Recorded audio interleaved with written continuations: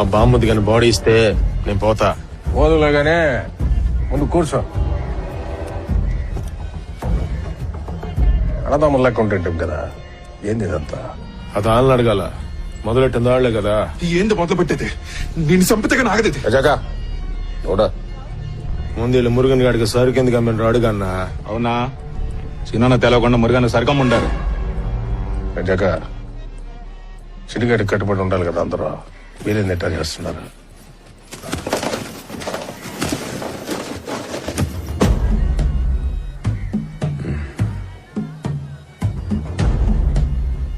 ఎంతది? 3 కోట్ల. టన్ ఎంతగా ఉంటా?